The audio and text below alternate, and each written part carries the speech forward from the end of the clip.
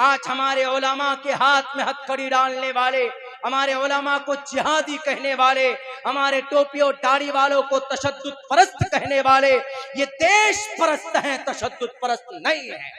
ये जैसे कुरान करीम को अपने सीनों में महफूज किया हुआ है, ऐसे ही भारत के संविधान को भी पढ़ना जानते हैं। अल्हम्दुलिल्लाह आज जो हम लड़ते हैं, आज जो हम प्रोटेस्ट करते हैं, कभी तलाक के खिलाफ और कभी यूसीसी के खिलाफ, कभी एनआरसी के खिलाफ और कभी वक्फ बोर्ड वक्फ बिल के खिलाफ, ये भारत के संविधान को जानते हैं। आप हिंदू मुस्लिम लड़ाओगे तो क्या हम नहीं जानते हैं कि आर्टिकल नंबर 14 के अंदर क्या कहा गया? आर्टिकल नंबर 14 में कहा गया इक्वालिटी बिफोर लॉ और the equal protection of the laws within the territory of India. भारत के सारे लोग बराबर हैं। क्या आप हिंदू मुसलमानों के नाम पर लड़ा दोगे या कोई कानून बनाओगे? तो क्या आप बेवकूफ समझें? आर्टिकल नंबर 15 भी हमें आता, जिसके अंदर कहा गया कि prohibition of discrimination on grounds of religion, कि धर्म के नाम पर कोई कानून नहीं बनाया जा सकता। क्या हमें टोपी दाढ़ी के नाम पर अगर मारोगे दुनिया के लोगों, यहूदियों और खुसूसन भारत के लोगों, तो हमें क्या आर्टिकल नंबर 21 नहीं मालूम, जिसके अंदर कहा गया protection of our life and personal liberty, हमारी जान की रक्षा करना यहाँ के बड़े लोगों और यहाँ के सरकार की जिम्मेदारी। क्या हमारे मस्जिद, मदरसा, कुरान, इनके ऊपर कोई कानून बनेगा तो हमें आर्टिकल नंबर 25 नहीं मालूम है? Freedom of conscience and free profession and practice propagation of the religion. जैसे हमें कुरान याद है, अल्हम्दुलिल्लाह ऐसे संविधान के आर्टिकल को भी लोगों के सामने पेश किया जा सकता। ये खुली मोहब्बत की दलील नहीं तो और क्या है मेरे भाइयों?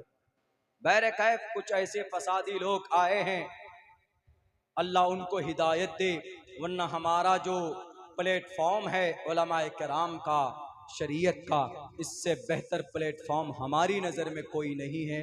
चूँकि ये लोग शहीद हुए हैं अपने देश के लिए, इसीलिए इनका चर्चा करना मैंने बहुत ज़रूरी समझा।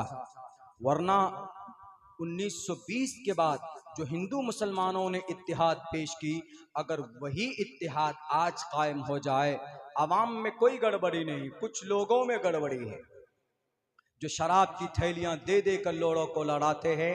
वरना क्या ऋग्वेद, यजुर्वेद, सामवेद, अथर्ववेद, रामायण, महाभारत, गीता पढ़िए, इनके अंदर भी बहुत अच्छी बातें हमारे हिंदू भाइयों की अंदर लिखी गई है। उसके अंदर क्या फ़र्क है भाई? हम एक अल्लाह को मानते हैं, कुरान की आयत पढ़ते कुल हुवल्लाहु अहद अल्लाहुस समद लम यलिद वलम यूलद वलम यकुल लहू कुफुवन अहद। हमारे हिंदू भाई इसी को ब्रह्मा सूत्र के नाम से पढ़ते, एकम्मा ब्रह्मा द्वितीयो नास्ते नहना नास्ते किंचन।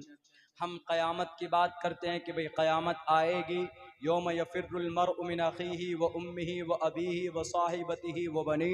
हर आदमी परेशानी के आलम में मुब्तला होगा। या अय्युहन्नासु इत्तक़ू रब्बकुम इन्न ज़लज़लतस्साअति शैउन अज़ीम। क़यामत का अक़ीदा कुरान में है, यही अक़ीदा गुरुड़ पुराण में भी है। ओम पूर्णमिदः पूर्णात् पूर्णमुदच्यते पूर्णस्य पूर्णमादाय पूर्णमेवावशिष्यते। हम कहते हैं कि अल्लाह एक है, अल्लाह का कोई बेटा बेटी नहीं। हम पुराणों में भी वही लिखा है, न कश्चित पतरष्टि लुकी न चिस्ता न वच्युतिस्य लिंगम सकारनम कर्णाधिपाधिपो न चास्य कश्चित जनिता न चाधिपा। यही पैगाम उसमें भी है। हमारा कुरान कहता है कि 1 मिनट तुम्हारा लिखा जाता है, एक एक लम्हा। ला युगादिरु सगीरतन वला कबीरतन इल्ला अहसाहा। जितने भी हमारे नौजवान हैं 14 साल की उम्र से लेकर मरने तक, आपका एक एक लम्हा लिखा जाता, आपका एक एक मिनट लिखा जाता है, सब कुछ छोड़ा नहीं जाता। यही चीज कही गई है, युनः पिता जनिता यु विधाता धामानि वैद भूनानि विश्वायु देवा नाम नाम दायक इवतम संपरशनम भूना यंतयन्या। यही बात उसमें भी लिखी गई कि मरने के बाद ईश्वर के सामने आना है और कहना है कि हम इतने मर्तबा मुखिया रहे, ये ईश्वर हम एमपी रहे।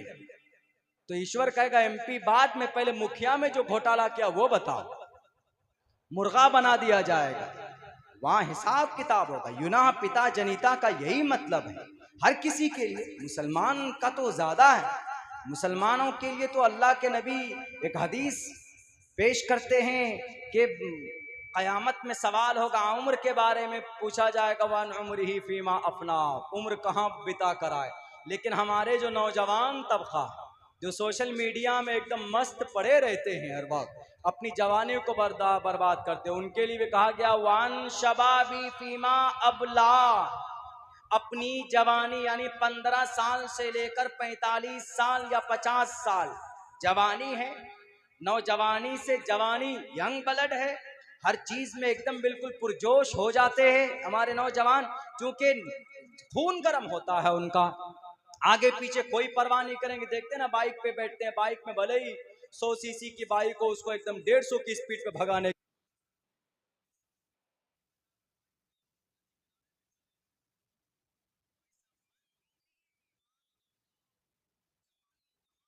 कर क्या है।